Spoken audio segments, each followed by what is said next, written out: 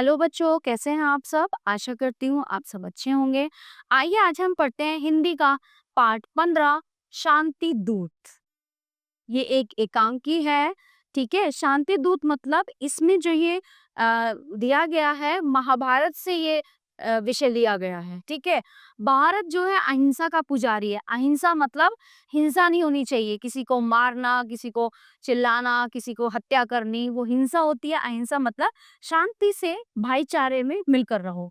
शांति से जीवन यापन करना ही यहाँ के लोगों का लक्ष्य रहा है। इसी प्रकार के शांति प्रस्ताव को लेकर महाभारत के युद्ध से पहले श्री कृष्ण शांति दूत बनकर दुर्योधन के पास गए थे। यहाँ उसी घटना का विवरण दिया गया है, ठीक है? वो चाहते थे, कौरव पांडव चाहते थे कि युद्ध ना हो, श्री कृष्ण भी चाहते थे कि युद्ध ना हो और जो विनाश है वो रुक जाए। तो वो अपना प्रस्ताव लेके कि शांति हो जाए, जाते हैं धृतराष्ट्र की जो है दरबार में। आइए देखते हैं क्या बातें होती हैं वहां पे। कृष्ण जी कहते हैं कि दुर्योधन, यद्यपि तुमने छल छल यानी धोखे से जुए में हराकर पांडवों से उनका राज्य छीना है और उन्हें वन में भेजा, और फिर भी वे तुम्हें इसका दंड न देकर केवल शांति पूर्वक जीवन जीने का अधिकार चाहते हैं। वो नहीं चाहते कि युद्ध हो, अतः तुम्हें उन्हें जीवन निर्वाह के लिए 5 गांव दे देने चाहिए। क्योंकि उसने क्या किया था, जुए के चक्कर में सारा राज्य, सब धन दौलत उसने हड़प ली थी दुर्योधन ने।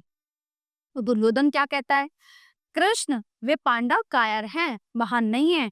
यदि उनमें शक्ति होती तो वो इस तरह भीख ना मांगते। उसके कहने का मतलब है कि वो भीख नहीं मांगते, वो आके युद्ध करते, लड़ते और तब अपना राज्य लेते। तो फिर आगे क्या होता है, कृष्ण कहते हैं ये तुम्हारी भूल है। अर्जुन जैसे धनुर्धारी और भीम जैसे पराक्रमी वीरों को तुम कायर कह रहे हो। वे तुमसे डरते नहीं, लेकिन व्यर्थ का रक्तपात यानी कि व्यर्थ में वो निर्दोष लोगों का खून नहीं बहाना चाहते हैं।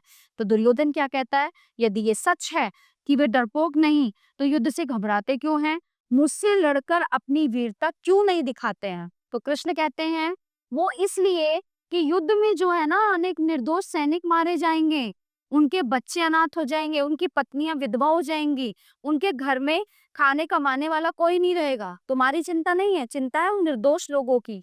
तो दुर्योधन कहते हैं, कहता है उन डरपोक पांडवों से कहिए कि औरों की फिक्र छोड़ दे, केवल अपना ख्याल करे। बिना युद्ध के तो मैं उन्हें 1 इंच भूमि तक नहीं दूंगा। तो कृष्ण कहते हैं तुम्हारी बुद्धि भ्रष्ट हो चुकी है, ठीक है युद्ध ही सही, पर तुम अपने निर्णय पर अवश्य पछताओगे। तो एट द एंड क्या हुआ था, वो माना नहीं, गुस्से में युद्ध हुआ कौरव पांडवों में और सारे कौरव मारे गए। तो हस्तिनापुर पर फिर पांडवों का ही राज हो गए। आशा करती हूँ ये पाठ आपको अच्छे से समझ आया होगा। धन्यवाद।